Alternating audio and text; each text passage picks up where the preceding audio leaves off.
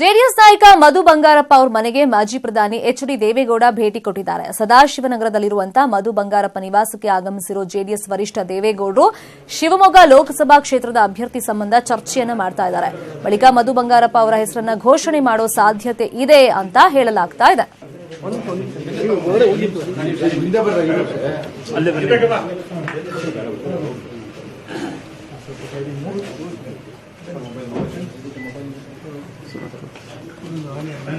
ಈಗ ಒಂದ್ ಕಡೆ ಕಾಂಗ್ರೆಸ್ ಜೆಡಿಎಸ್ನವರು ಎಲ್ಲೆಲ್ಲಿ ಹೊಂದಾಣಿಕೆ ಮಾಡಿಕೊಂಡು ಎಲ್ಲೆಲ್ಲಿ ಯಾವ್ಯಾವ ಪಕ್ಷಕ್ಕೆ ಅಂದ್ರೆ ಜೆಡಿಎಸ್ ಬಿಟ್ಕೊಡ್ಬೇಕಾ ಅಥವಾ ಕಾಂಗ್ರೆಸ್ಗೆ ಬಿಟ್ಕೊಡ್ಬೇಕಾ ಅನ್ನೋ ಬಗ್ಗೆ ಇನ್ನೂ ಕೂಡ ಫೈನಲೈಸ್ ಆಗಿಲ್ಲ.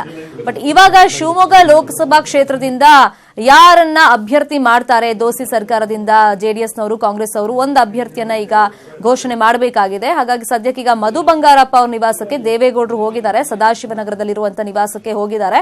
ಬಹುಶಃ ಇಲ್ಲಿ ಅಭ್ಯರ್ಥಿ ಬಗ್ಗೆ ಮಾತುಕತೆ ಆಗುತ್ತೆ. ಒಂದು ಫೈನಲೈಸ್ ಮಾಡಿಬಿಟ್ಟು ಅಧಿಕೃತವಾಗಿ ಮಧು ಬಂಗಾರಪ್ಪ ಅವರ ಹೆಸರನ್ನೇ ದೇವೇಗೌಡರು ಘೋಷಣೆ ಮಾಡುವಂತ ಚಾನ್ಸಸ್ ಎಲ್ಲ ಇದೆ. ಇವತ್ತೇ ಘೋಷಣೆ ಮಾಡುವಂತ ಚಾನ್ಸಸ್ ಇದೆ ಅಂತ ಹೇಳಲಾಗ್ತಾ ಇದೆ. ಈ ಬಗ್ಗೆ ಮತ್ತಷ್ಟು ಇನ್ಫಾರ್ಮೇಶನ್ ಕೊಡ್ತಾರೆ ಫೋನ್ ಸಂಪರ್ಕದಲ್ಲಿ ಜಾಯ್ನ್ ಆಗಿರುವಂತಹ ನಮ್ಮ ರಿಪೋರ್ಟರ್ ಜನಾರ್ದನ್ ಹೆಬ್ಬಾರ್.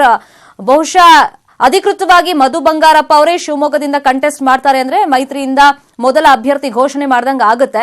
ಸೊ ಈಗ ಮಾತುಕತೆ ಎಲ್ಲ ನಡೀತಾ ಇದೆಯಾ ಒಳಗಡೆ? ಈಗ ತಾನೇ ದೇವೇಗೌಡರು ಬಂದಿದ್ದಾರೆ. ಮಧು ಬಂಗಾರಪ್ಪ ಅವ್ರ ಜೊತೆಯಲ್ಲಿ ಉಳಿದ ನಾಯಕರೆಲ್ಲ ಕುತ್ಕೊಂಡು ಮಾತುಕತೆಯನ್ನ ಮಾಡ್ತಾ ಇದ್ದಾರೆ.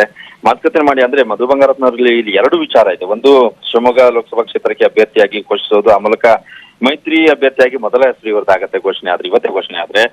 ಇನ್ನೊಂದು ಅಂತಂದ್ರೆ ಮಧು ಬಂಗಾರಪ್ಪ ಸಾಕಷ್ಟು ಮುನಿಸ್ಕೊಂಡಿದ್ದಾರೆ. ಹಿಂದೆ ದೇವೇಗೌಡರು ಸಹಿತ ಪತ್ರವನ್ನ ಬರೆದಿದ್ರು. ಕೆಲವು ವಿಚಾರಕ್ಕೆ ಸಂಬಂಧಪಟ್ಟ ಹಾಗೆ ಪಕ್ಷದಲ್ಲಿ ಕೆಲವು ಕಾರ್ಯಕ್ರಮ ಆದಂತ ಸಂದರ್ಭದಲ್ಲಿ ಸಹಿತ ಪಾಲ್ಗೊಳ್ತಾ ಇರ್ಲಿಲ್ಲ.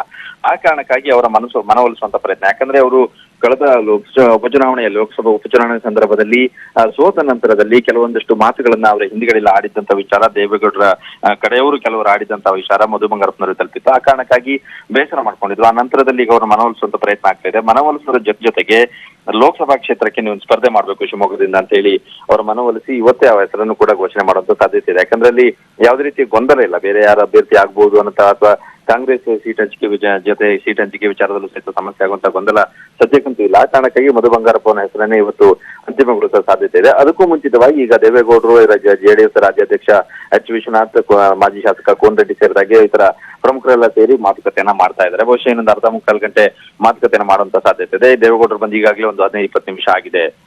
Shamita, okay, thank you Janardhan Hebbar ತಮ್ಮ ಇನ್ಫಾರ್ಮೇಶನ್ಗೆ.